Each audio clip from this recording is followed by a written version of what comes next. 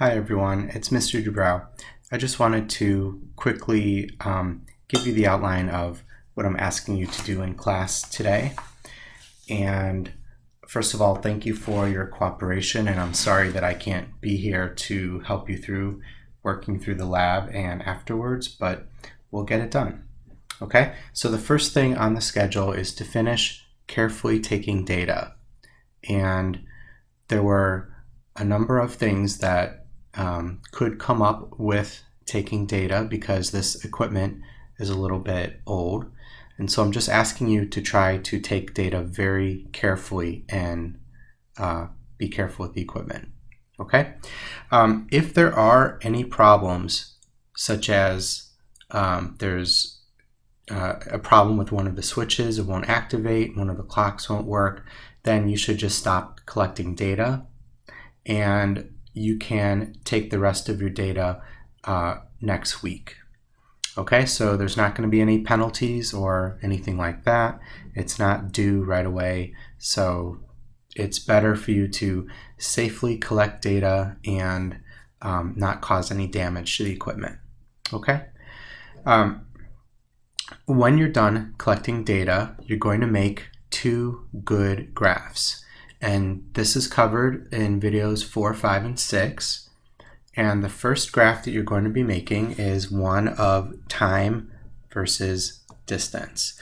So we actually changed the distance, so that will go on the x-axis.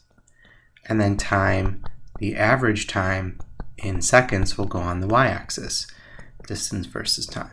And I'm not going to replicate everything that I said in the video about good graphs because you've already seen that. This is just a reminder that this is our first graph, okay, of time versus distance, and we'll have points with uncertainties. And then we're also going to have in our second graph distance, time, and then the square root of distance, which will be measured in the square root of centimeters. So again, this is all covered in the videos, how to do this. But you're basically going to take all of your distance values and take the square root on your calculator. So if I had, for example, a distance of 16 centimeters, that's going to turn into 4. So it's going to end up compressing the graph. It'll change the shape of it. And that's what we do when we linearize. And we will talk a lot more about this in the following weeks. Okay, so you can do this. I have graph paper that'll be at the front of the classroom. The sub will have it. You can also do this in your lab books.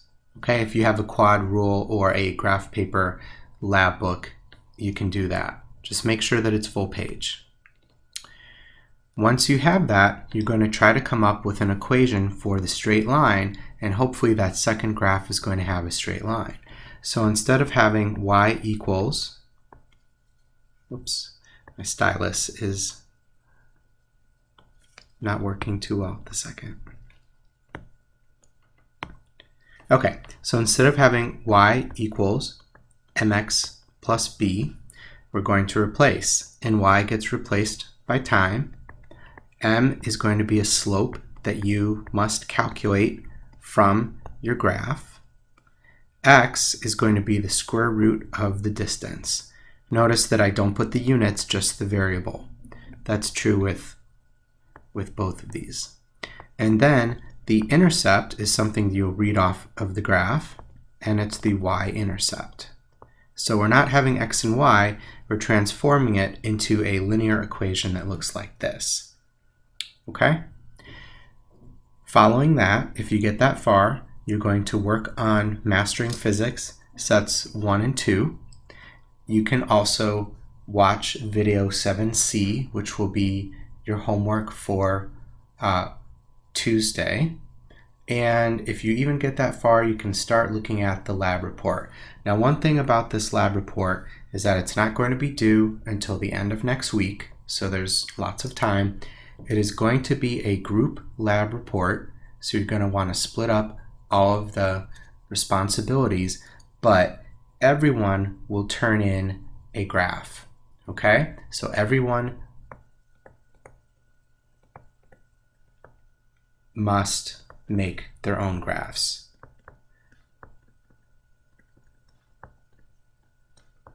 okay? And with that, everyone also needs to make your own equation, which is based off of your graph. All the other parts of the lab you can do as a group, okay? But you absolutely must make your own graph. Like I said, you can use graph paper or your lab books. We're not going to do computer graphs for this first lab. We're going to do it on paper, okay? And everyone must do an equation. Okay, that's pretty much it. Hopefully this is clear and you understand what I'm asking you to do.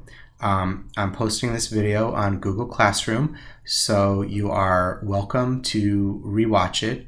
And if you have nothing else to do before your practice or whatever, you're riding the bus, you can just watch this video for fun, or maybe not.